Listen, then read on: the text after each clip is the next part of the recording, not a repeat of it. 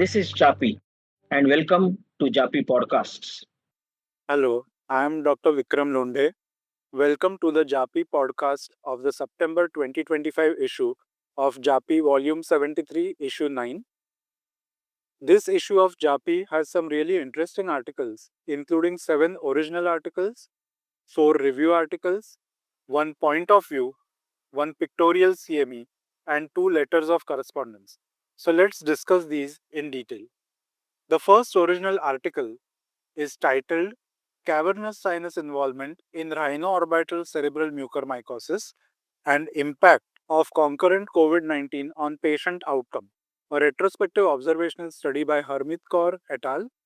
This is a retrospective analysis and it was conducted on 106 patients suffering from rhinocerebral mucormycosis having orbital involvement. Cavernous sinus thrombosis in rhinoorbital cerebral mucormycosis poses a challenge for clinicians in predicting outcomes and formulating management strategies, particularly with the concurrent corona infection in 2019. This study was done to evaluate cavernous sinus involvement in patients suffering from rhinoorbital cerebral mucormycosis. So, additionally, the authors have explored the association between cavernous sinus thrombosis and COVID 19, exploring its potential impact on patient mortality. In this study, it was found that cavernous sinus involvement in rhinoorbital cerebral mucormycosis was about 48%, with a higher distribution in COVID positive patients, which was about 51.8%, compared to the non COVID group, which was around 35%. Most participants showed unilateral 78% involvement and diffuse pattern 71% of the cortical sinus involvement. Among 106 cases, 9.4% succumbed to the disease with a significantly higher mortality in those with cavernous sinus thrombosis.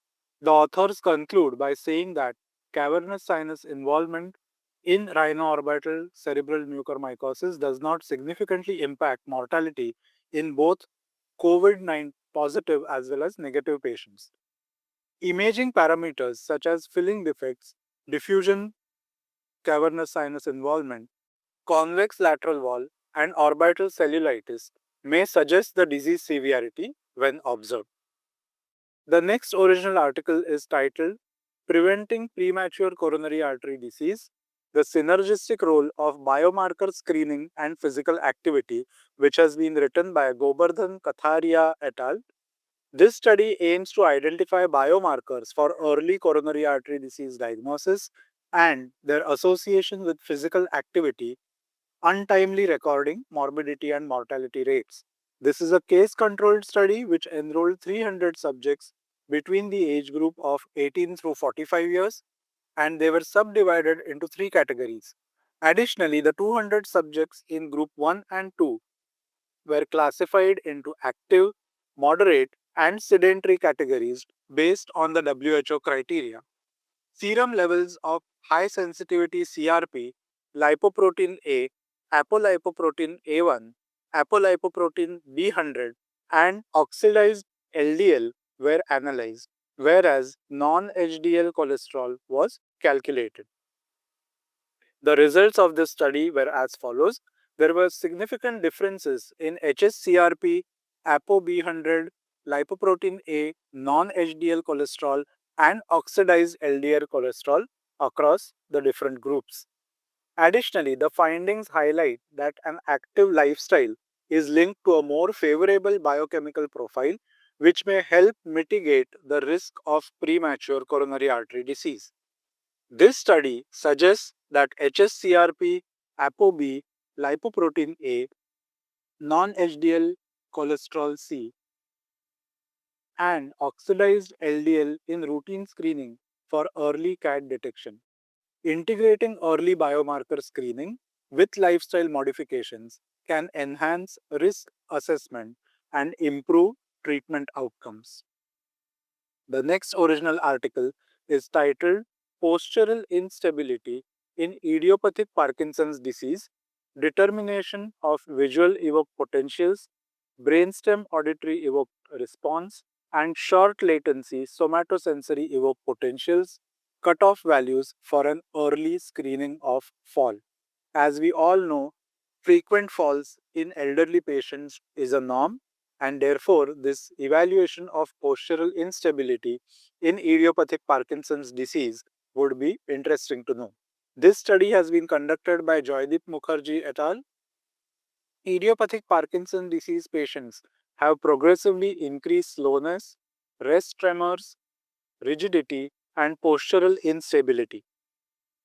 Postural stability depends on the sensory inputs from visual, auditory, and somatosensory modalities.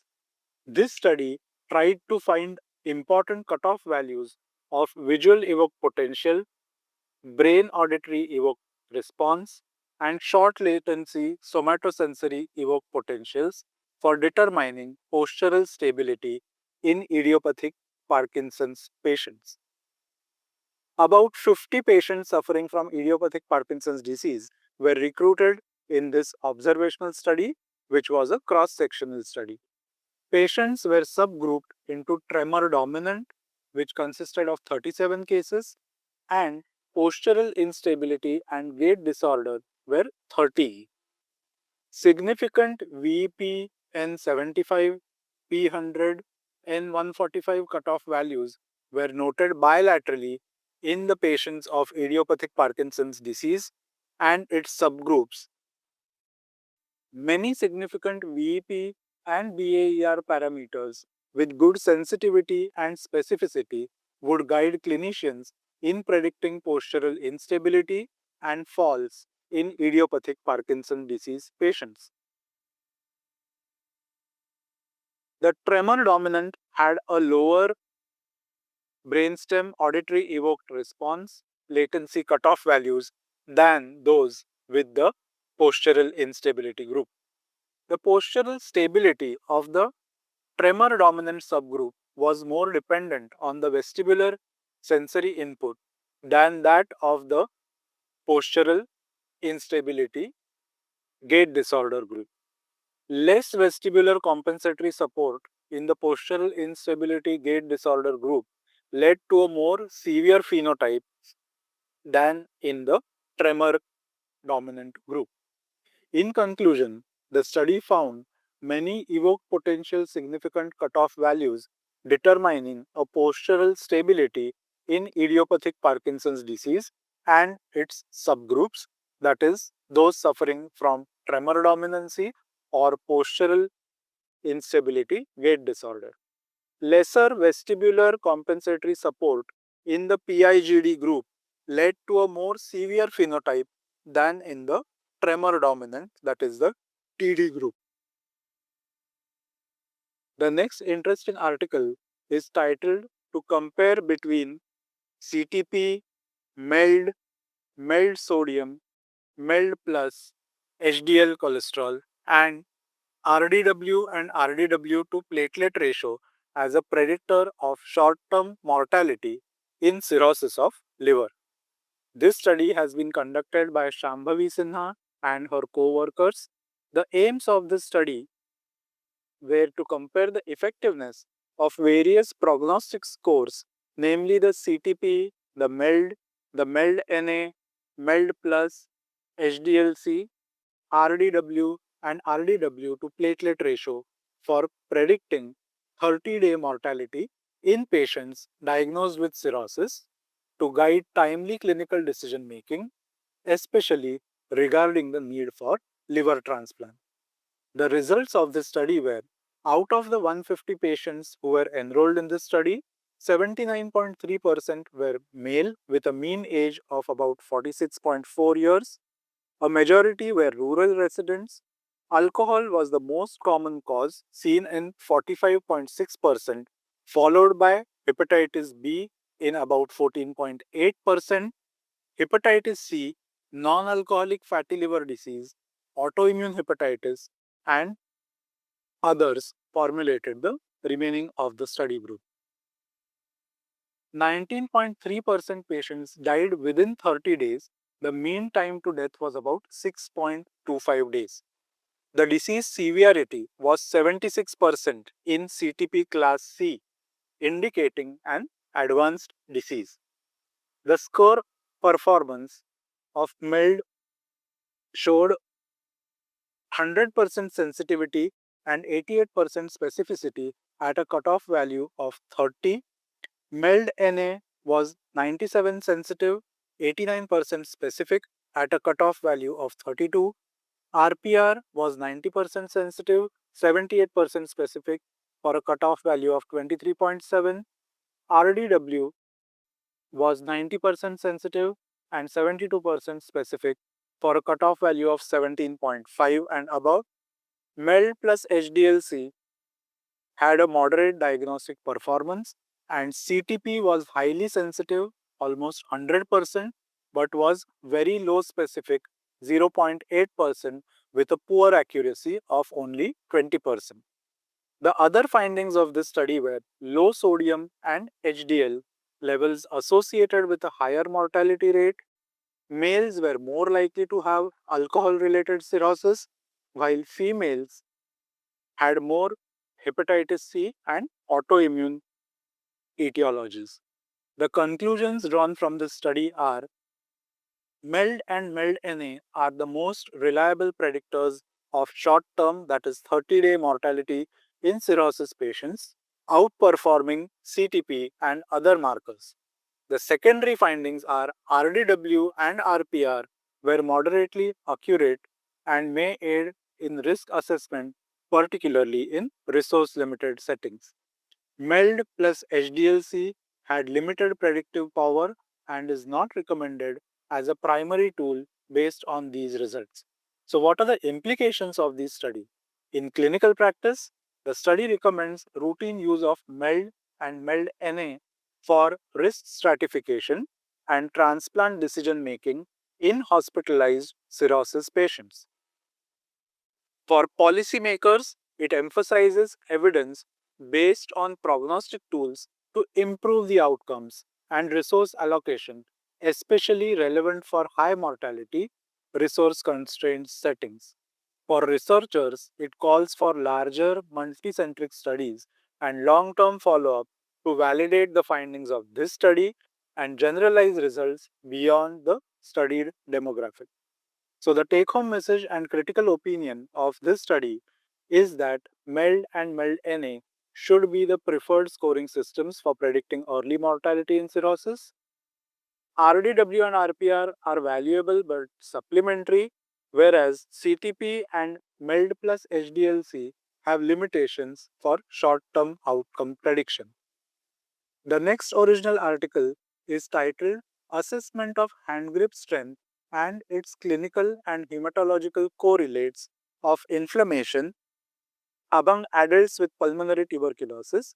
This is a cross sectional study from a tertiary care center of Western India. The authors are Paulami Deshmukh and her colleagues. This study aims to assess hand grip strength as a marker of muscle function and a component of sarcopenia among patients of tuberculosis. It also aims to utilize commonly prescribed tests such as CBC to derive inflammatory markers along with clinical parameters and study the relation to hand grip strength among both newly diagnosed as well as treated pulmonary TB patients. This was a cross sectional, single center study with a sample size of 72. Upper arm grip strength was measured with the patient sitting upright comfortably on a chair or a bed. The arm to be assessed held at 90 degrees flexion at the elbow.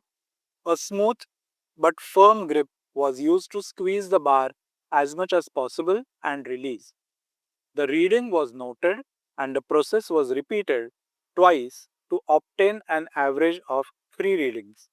Based on the chart provided along with the dynamometer, the grip strength was classified as weak or normal for age, sex, and weight. Hematological indices of inflammation were calculated as follows. Systemic inflammatory immune index is equal to neutrophil lymphocyte ratio multiplied by the platelet count divided by the lymphocyte count. Systemic inflammatory response index was calculated as neutrophil lymphocyte ratio multiplied by monocyte count divided by the lymphocyte count. The results of this study were as follows. 51% cases were males and 49% females. Newly diagnosed cases were 29, while 43 were treated for this disease. Symptoms of the disease and poor clinical findings like tachycardia, raised temperature, low mid-arm circumference, and abnormal chest auscultatory findings were reported more amongst the newly diagnosed cases, which was statistically significant. No difference between the hand grip strength or inflammatory indices among the two groups were observed. The respective calf circumference and monocyte count were significant factors determining the hand grip strength. This study concluded by saying that it accounts for the introduction of a new concept of assessment of muscle function among patients and survivors of tuberculosis as an indicator of disease improvement and to prognosticate outcomes and quality of life. The next original article in this issue is titled Tackling the Growing Concern Overweight and Obesity Among Adolescents in India, an analysis of National Institute of Nutrition data by Raju Badigar et al. Adolescent obesity and overweight have become a significant global health concern. India is posing an alarming increase threat due to adolescent obesity and overweight, which requires immediate attention as well as intervention. This study analyzes data from the National Institute of Nutrition's Comprehensive National Nutrition Survey from 2016 through 2018 to provide a comprehensive assessment of this issue. Recognizing the limitations of universal classifications, they utilize the BMI cutoff specifically adapted for Indian Southeast Asian population, offering a more accurate representation of weight status in the vulnerable group. Employing a quantitative approach with secondary data analysis, this study examines a national representative sample of adolescents between the age group of 10 to 19 years. This present study was a quantitative study based on secondary data analysis. The source of data was NIN's CNNS conducted as mentioned earlier. The classifications used were as follows. A person was considered underweight if the BMI was less than 18.5 kg per meter square, normal weight between 18.5 to 22.9, overweight between 23 to 24.9, and obesity if the BMI was more than 25. The results of this study are very interesting. There was a statistically significant increase in the prevalence of overweight and obesity in adolescents in India between 2006 to 2014 when classified using the Indian Southeast Asian BMI cutoffs. The multivariate logistic analysis revealed that the male sex, urban residence, and higher screen time were significantly associated with increased odds of adolescent overweight and obesity.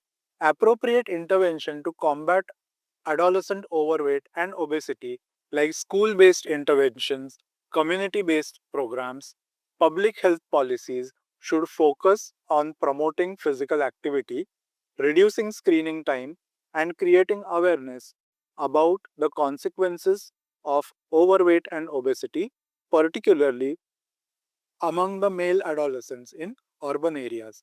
Additionally, involving the parents and improving their education on this topic may contribute to a healthier environment for adolescents.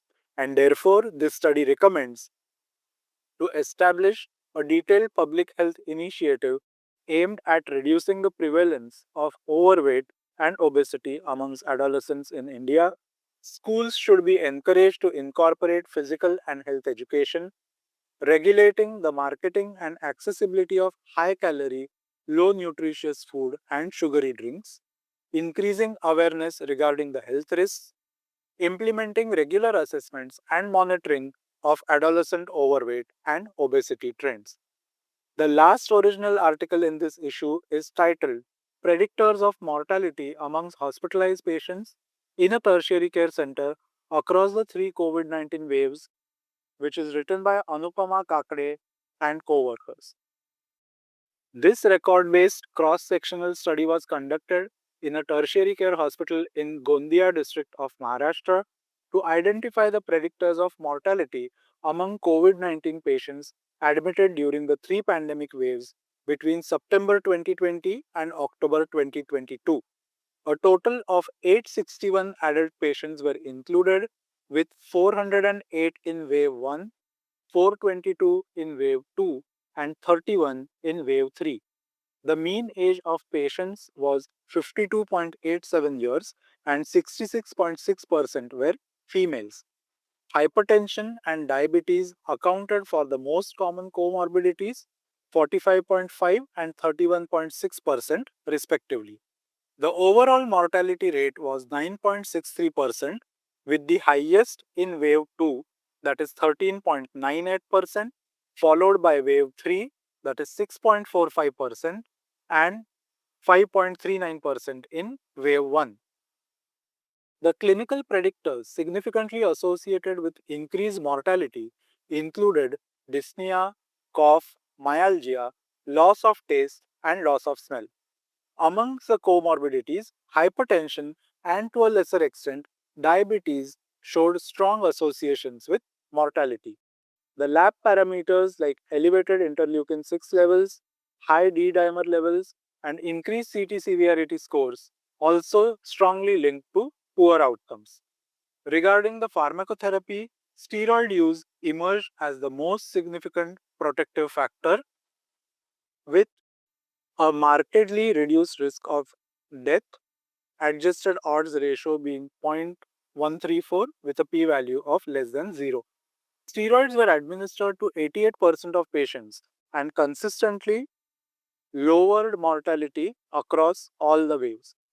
Remdesivir and bevacizumab were statistically significant but likely reflect a severity bias, as they were most commonly used in critically ill patients. In contrast, favipiravir tocilizumab showed no significant impact on survival in this study. Invasive ventilation also contributed to improved survival in selected cases, particularly during the third wave. So, this study concludes by saying that older the age, hypertension, respiratory symptoms, neurological manifestations like loss of taste and smell, and elevated inflammatory markers were the key predictors of mortality. Importantly, steroid therapy was highly effective in reducing the deaths and should remain central to the management of severe COVID 19 cases. While this is a single center study, it provides valuable insights. The authors recommend large multicentric studies to strengthen the preparedness for future pandemics. Now we go to the section of review articles. The first review article is on splenic abscess complicating Salmonella paratyphi A infection, a case report and systematic review of literature between 2001 to 2024, which is written by Vithya Ganeshan and et al. There is an upsurge of splenic abscess due to typhoidal salmonella in India. The authors present a case of splenic abscess caused by Salmonella paratyphi A in an immunocompetent male and conducted a systematic review of splenic abscess cases attributed to typhoidal salmonella described between January 2001 to May 2024. The results of the study are: of 33 cases reviewed, 26, 2, 2, 2, and 1 case each were reported from India, Sri Lanka, Turkey, Qatar, and Pakistan, respectively. Salmonella typhi and Salmonella paratyphi were reported from 29 and 4 cases, respectively. The mean age of patients was 21 years, with 13 children and 8 females. About 28 were immunocompetent and 2 had diabetes mellitus. Blood, pus, stool, and pleural fluid grew the isolate in 13, 20, 1, and 1 case respectively. Ultrasound of the abdomen was diagnostic in 28 cases and normal in 2 cases. CT scan of the abdomen was diagnostic in all the 27 cases tested. About 17, 12, and 1 patient showed multiple abscesses, solitary lesion, and multiloculated lesion respectively. Ultrasound or CT guided percutaneous drainage and splenectomy were performed in 25 and 7 cases respectively. All 33 patients recovered from the infection. The authors have concluded by saying to create awareness among health professionals regarding this uncommon entity and foresee it in pertinent contexts. The next review article is titled Treatable Neuropathies by none other than Dr. Satish Khadilkar et al. Peripheral neuropathy is one of the most common neurological problems encountered by physicians, and a broad diagnosis of neuropathy has a wide variety of underlying etiologies and varied clinical presentations. This review aims to cover the spectrum of treatable neuropathies, their etiologies, diagnostic criteria, and advances in treatment.